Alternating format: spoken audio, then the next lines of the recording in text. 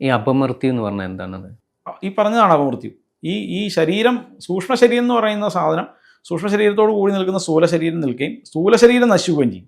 സ്ഥൂല ശരീരം നശിച്ചു പോയാലും ഈ സൂക്ഷ്മ ശരീരം അവിടെ നിലനിൽക്കല്ലേ. ആ അവസ്ഥയ്ക്കാണ് അപമൃത്യു എന്ന് പറയുന്നത്. കണക്കെത്താതെയുള്ളൊരു മരണം. അതാണ് ഈ ആത്മാവെന്നൊക്കെ. ആത്മാവ് എന്ന് പറഞ്ഞാൽ അപ്പോഴേ സ്വതന്ത്രമാവും. ആത്മാവ് എന്നും ഞാൻ മുമ്പേ പറഞ്ഞല്ലോ, ആത്മാവ് എന്ന് പറയുന്നത് സത്യം സനാതനവും ഒക്കെയാണ്. ഇപ്പം 1000 പാത്രത്തിൽ വെള്ളം വെച്ചു, അതിലെല്ലാം സൂര്യൻ്റെ പ്രതിബിംബം ഉണ്ടായി. എല്ലാത്തിലും സൂര്യനുണ്ടല്ലോ, എല്ലാത്തിലും സൂര്യൻ, എല്ലാ വെള്ളത്തിലും സൂര്യനെ കാണാം. പാത്രം കമത്തി, സൂര്യൻ എങ്ങോട്ട് പോയി? ആ പാത്രത്തിൽ സൂര്യൻ എവിടെ പോയി? എവിടെയും പോയിട്ടില്ല, എങ്ങൊന്നും വന്നിട്ടുമില്ല. അതാണ് ആത്മാവിൻ്റെ അവസ്ഥ. അത് പരമാത്മാവിൻ്റെ ഒരു പ്രതിഫലനം മാത്രമാണ്. അത് മരണത്തോടു കൂടി അത് എവിടെ പോയി എന്ന് വെച്ചാൽ എവിടുന്ന് വന്നോ അങ്ങോട്ട് പോയി എന്ന് പറയാനേ നമുക്ക് പറ്റുള്ളൂ. വന്നോ പോയോ ഇതൊന്നും പറയാനുള്ള ശേഷി നമുക്കില്ല.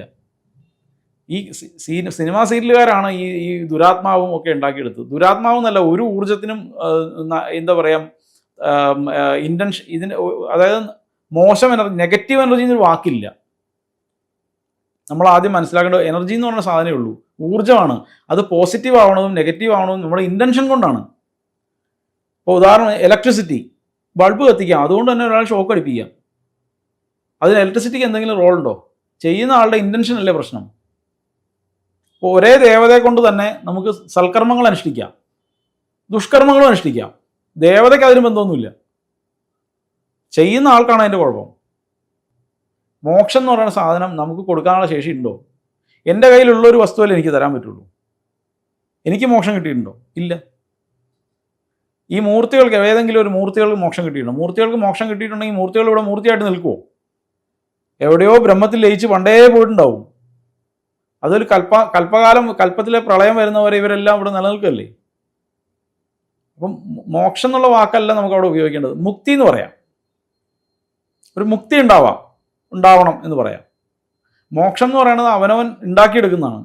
നമ്മൾ ധർമ്മത്തെ അറിഞ്ഞ് ആ ധർമ്മത്തിൽ നിന്ന് അർത്ഥം ഉണ്ടാക്കി ആഗ്രഹങ്ങളെ സാധിപ്പിച്ച് ആഗ്രഹങ്ങളൊക്കെ അവസാനിച്ച് ഈ കടലിൽ തിരയടങ്ങുന്ന പോലെ അടങ്ങി ശൂന്യമായ ബ്രഹ്മത്തെ മനസ്സിലാക്കി മുക്തി കിട്ടി പോവാണ്, മോക്ഷത്തിലേക്ക് പോവാണ്. അത് ഈ ജന്മം കൊണ്ട് തന്നെ ഉണ്ടാവണമെന്നൊന്നുമില്ല. എത്രയോ ജന്മങ്ങൾ ഇങ്ങനെ കിടക്കുകയാണ്. ഇനി പലതായിട്ട് ജനിച്ചിട്ടൊക്കെ ആവും. എന്തായാലും മനുഷ്യ ജന്മത്തിലേക്ക് വരുമ്പോൾ ഇതിൽ നിന്ന് താഴേക്ക് ഈ കർമ്മങ്ങൾ, എന്താ പറയുക, അവനവൻ്റെ കർമ്മങ്ങൾ ആവും തോറും നീചമായ ഇനി താഴേക്കുള്ള യോനികളിൽ പോയി ജനിക്കേണ്ടി വരും. പട്ടിയായിട്ടും പൂച്ചയായിട്ടും ഒക്കെ ജനിക്കേണ്ടി വരും. വീണ്ടും കർമ്മങ്ങൾ ചെയ്യേണ്ടി വരും. ഇത് വീണ്ടും മനുഷ്യജന്മത്തിലേക്ക് വരേണ്ടി വരും. ഈ മനുഷ്യജന്മത്തിൽ നിന്നാണ് മുക്തി കിട്ടാൻ എളുപ്പം. പൂന്താനം മറ്റേ ജ്ഞാനപ്പാന എഴുതി വെച്ചിട്ടുണ്ടല്ലോ, അദ്ദേഹത്തിൻ്റെ ജ്ഞാനപ്പാനയിൽ വളരെ ലളിതമായിട്ട് മലയാളത്തിൽ ഇതൊക്കെ എഴുതി വെച്ചിട്ടുണ്ട്. എന്താണെന്നറിയാൻ മേല, നമ്മുടെ ആൾക്കാർ ആരും ഈ ജ്ഞാനപ്പാനയൊന്നും വായിക്കില്ല. ഒരു തരത്തിലും മനസ്സിലാവാത്ത ലളിതാസനാമവും വിഷ്ണു സഹസ്രനാമവും ഒക്കെ വായിക്കും. സംസ്കൃതം പഠിച്ചിട്ട് പോലും ഉണ്ടാവില്ല.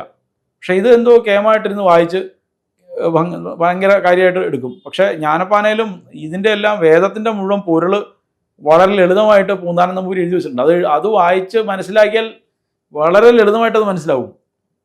എന്തിനാണ് ഞാൻ മുമ്പ് പറഞ്ഞല്ലോ, ഫ്രീക്വൻസികൾ തന്നെ ആവാതെ ഒന്നും ചെന്നങ്ങ് തന്നോടും പറ്റാതെ ഒന്നിനും ചെന്ന് താനും വലയാതെ ഒന്നൊന്നായി നിനക്കും ജനങ്ങൾക്ക് ഒന്നുകൊണ്ടറിയാവുന്ന വസ്തുവായി ഒന്നിലും അറിയാത്ത ജനങ്ങൾക്ക് ഒന്നുകൊണ്ടും തിരിയാത്ത വസ്തുവായി എന്നൊക്കെ അത് എഴുതിയിട്ടുണ്ട്.